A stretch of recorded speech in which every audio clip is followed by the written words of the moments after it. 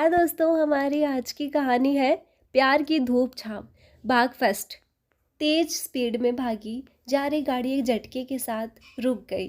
पूर्वी ने कंबल से गर्दन बाहर निकालकर खिड़की से झांका। बाहर गुप अंधेरा था। उसने मन ही मन सोचा, इसका मतलब है अभी सवेरा नहीं हुआ है। उसने अपने इर्द गिर्द कसकर कंबल लपेटा और सोने की कोशिश करने लगी। नींद तो जैसे किसी जिद्दी बच्चे की तरह रूठी बैठी थी। पहली बार घर से अकेली इतने लंबे सफ़र पर निकली थी। हालांकि उसके पापा ने कई बार कहा था, इतनी दूर अकेली कैसे जाओगी, मैं छोड़ आता हूँ, परंतु उसने भी जिद पकड़ ली थी। अरे पापा, अब मैं इतनी छोटी भी नहीं हूँ। वैसे भी हॉस्टल में रहकर पढ़ाई करनी है तो आना जाना तो लगा ही रहेगा। पूर्वी बरेली से मुंबई वहाँ के फेमस इंस्टीट्यूट से इंजीनियर डिजाइनर का कोर्स करने जा रही थी।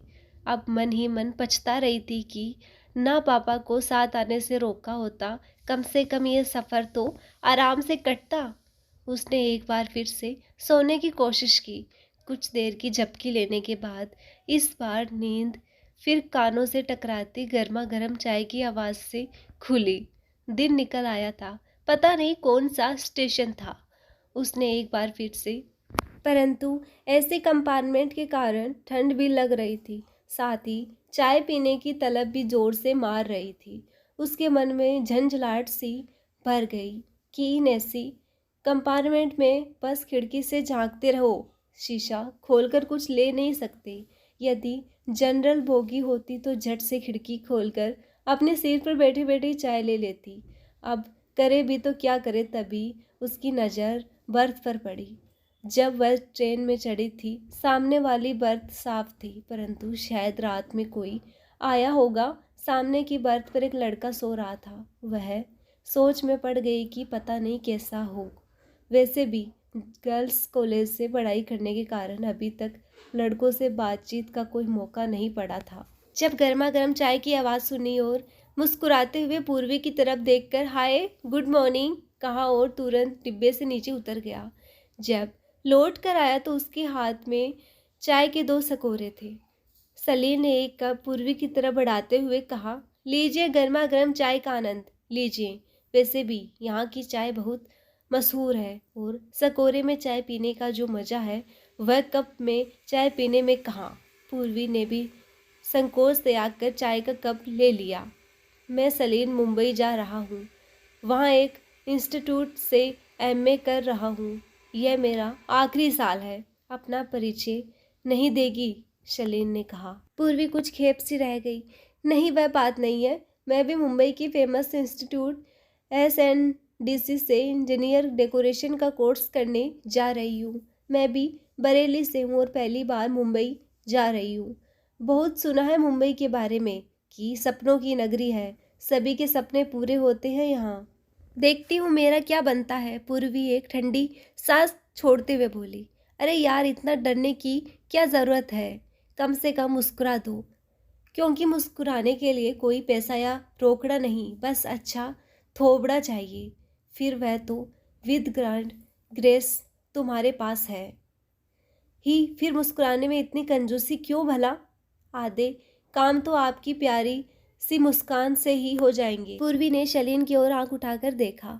वह आकर्षक व्यक्तित्व का ही नहीं था, स्वभाव से मिलनसार व व्यवहार कुशल भी था। इसलिए जल्द ही दोनों घुल मिल गए और छिटपिट बातों से गति पकड़ ली।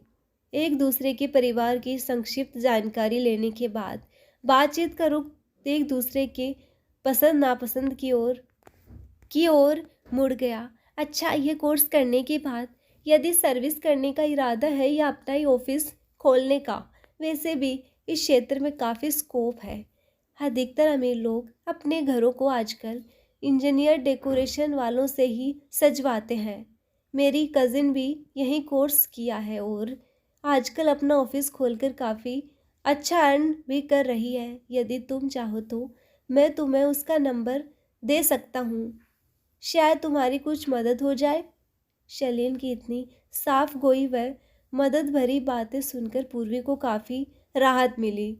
उसने मन ही मन सोचा, जैसा वह शलीन को देखकर डर रही थी, यह वैसा बिल्कुल नहीं है, बल्कि यह तो मेरी मदद करना चाहता है। उसने राहत की सांस ली। बातचीत का सिलसिला दोबारा भी शलीन ने ही शुरू किया। भाई, मैंने तो सोच विचार कर लिया है, एमए करने के बाद पहले 2-3 साल किसी अच्छी सीएमएनसी में जॉब करके कुछ एक्सपीरियंस जमा करूँगा, फिर अपनी कंसल्टेंसी खोलूँगा। वह क्या है, किसी की नौकरी करना मेरी फितरत में नहीं है। मैं तो अपना खुद का ही बॉस बनना चाहता हूँ। अरे वाह, आपका तो एकदम क्लियर कॉन्सेप्ट है अपनी लाइफ के बारे में, पूर्वी ने कहा। हाँ, सो तो है, पर देखो ना, मोम की तबीयत ठीक नहीं रहती है और अगले साल ही पापा का रिटायरमेंट भी है। वैसे भी पुलिस में डीएसपी है, तो उनसे बातचीत करने में थोड़ी घबराहट हो ही जाती है। हाँ, माई मॉम इज़ कूल। सो दोनों ने अभी से ऐलान कर दिया है कि एमबीए की डिग्री लेकर लाइफ में सेटल होने के बारे में सोचो, ताकि हम लोग घर की जिम्मेदारियों से मुक्त हो सके। यानी सीधे शब्दों में कहें तो तुम शादी करके घर बसा लो। रिश्ते तो अभी से आने लगे हैं, परंतु अभी तो मैं ये कहकर उन लोगों की बात को टाल रहा हूँ कि पहले मुझे अपने पैरों पर तो खड़ा होने दो। कोई अच्छी नौकरी होगी तभी तो छोकरी को खुश रख पाऊंगा, कहकर जोर से हंस पड़ा। पूर्वी ने ध्यान से पहली बार उसके चेहरे की तरफ देखा। बिल्कुल शाहरुख खान की तरह उसके भी दोनों गालों पर डिम्पल पड़ रहे थे। कुछ देर तक पूर्वी उसकी तरफ देखती रही और फिर सोचने लगी कि जैसा उसने मन में सोच रखा था कि उसका होने वाला पति गालों में डिम्पल पड़ने वाला हो तो कितना अच्छा हो, क्योंकि शाहरुख खान पूर्वी का पसंदीदा हीरो जो था। यह सोचकर उसके गाल शर्म से लाल हो गए। हम मध्य वर्गीय पेरेंट्स का बस एक ही फंडा होता है कि बच्चों की पढ़ाई पूरी होते ही उनकी शादी करके अपनी जिम्मेदारियों से मुक्त हो लो। मगर शादी विवाह कोई मजाक थोड़ी है, कोई मन भाता मिलना भी तो चाहिए, आखिर पूरी जिंदगी का सवाल है। अब तक की हुई बातचीत से पूर्वी भी शलीन से कुछ खुल गई थी और वे दोनों मित्रवत ऐसे बातचीत कर रहे थे मानो काफ़ी दिनों से एक दूसरे को जानते हो। हाँ, ये बात तो एकदम ठीक कही आपने। मेरे माँ बाबूजी भी बस यहीं रट लगाए हुए हैं कि बस बहुत हो गई पढ़ाई लिखाई, शादी करके अपने घर परिवार को संभालो। यह आप क्या लगा रखा है Purvi? We are friend now.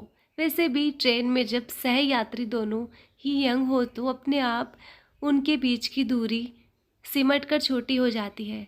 वैसे पूर्वी, शादी के बारे में क्या विचार है तुम्हारे? तुम्हें अरेंज मैरिज पसंद है या लव मैरिज? शर्लिन ने सीधा उसके आंखों में देखते हुए पूछा। हाँ, मन तो मेरा भी लव मैरिज करने का है, क्योंकि मनपसंद जीवन साथी के साथ जिंदगी जीने का आनंद कुछ अलग ही होता है, पूर्वी ने कहा। तो बंदा हाजिर है आपकी नज़रों के सामने, सलील ने भी भारत भरी मुस्कान चेहरे पर लाते हुए कहा। वाकई तुम बातें बहुत अच्छी व दिलचस्प करते हो, लेकिन ये मेरे प्रश्न का जवाब नहीं, शलील ने कहा। तो क्या तुम मुझे पसंद नहीं करती? शलील ने पूर्वी की आंखों में झांका तो उसने शर्मा कर अपनी नजरें झुका ली, लेकिन उसके सुर्ख होते हुए गालों ने उसके मन की चुगली कर ही दी। अच्छा पूर्वी, तुमने वह डायलॉग तो सुना ही होगा कि जब कोई किसी को शिद्दत से चाहे तो पूरी कायनात उन्हें मिलाने में जुट जाती है। लगता है तुम फिल्में बहुत देखते हो। फिल्मी लव स्टोरी व असल जिंदगी की लव स्टोरी में बहुत फ़र्क होता है सलीन, पूर्वी ने कहा। क्या फ़र्क होता है? ये फिल्में वाले भी अपनी फिल्म की स्टोरी असल ज़िंदगी से ही तो उठाते हैं, बस उन्हें मनोरंजन बनाने के लिए कुछ ट्विस्ट डाल देते हैं। हाँ, सो तो है, कह तो तुम एकदम सही रहे हो। ट्रेन की स्पीड कुछ धीमी होती चली गई। शलीन ने खिड़की से झाँका और बोला, लगता है ट्रेन मुंबई पहुंचने वाली है। अच्छा पूर्वी, यहाँ मुंबई में तुम्हारा कोई लोकल गार्जियन है या नहीं? इसलिए तो मन में थोड़ा डर व घबराहट है कि इतनी बड़ी मुंबई नगरी में कहीं तुम भी कुछ हो गया तो मदद के लिए कैसे कहोगी? अरे इतना क्यों घबरा रही हो, बंदा हाजिर है ना, शलीन ने फिर हंसते हुए कहा। तो पूर्वी उसके गाल के डिंपल देखकर शर्मा कर लाल हो गई। अच्छा है, मैं ऐसा करता हूँ, पहले तुम्हें तुम्हारे हॉस्टल छोड़ देता हूँ। इस बहाने हॉस्टल भी देख लूँगा और तुम्हारे नंबर भी मिल जाएंगे। ट्रेन के रुकते ही दोनों ने मिलकर सामान उतारा और टैक्सी स्टैंड की तरफ बढ़ गए। रास्ते में शली ने पूर्वी से उसका फ़ोन नंबर ले लिया और अपना फ़ोन नंबर उसे दे दिया। तभी टैक्सी एक बड़ी सी बिल्डिंग के सामने रुकी, जिसके ऊपर बड़े बड़े शब्दों में SNDC का बोर्ड लगा था। पूर्वी अभी तक खिड़की से मुंबई की ऊंची ऊंची इमारतों को ही ताक रही थी। यह देखो, तुम्हारी मंजिल तो आ गई। चलो, मैं तुम्हें तुम्हारे रूम तक छोड़ देता हूँ। हाँ, उससे पहले एक सेल्फी तो बनती है, ताकि जब तुम्हें मिस करूँगा तुम्हारा चेहरा देख सकूँ, कहकर शले ने एक बार फिर खिलखिलाकर हंस दिया। दोस्तों, आपको कहानी कैसी लगी मुझे कमेंट करके बताएं। कहानी अच्छी हो तो लाइक शेयर करें और प्लीज़ चैनल को सब्सक्राइब करें। धन्यवाद।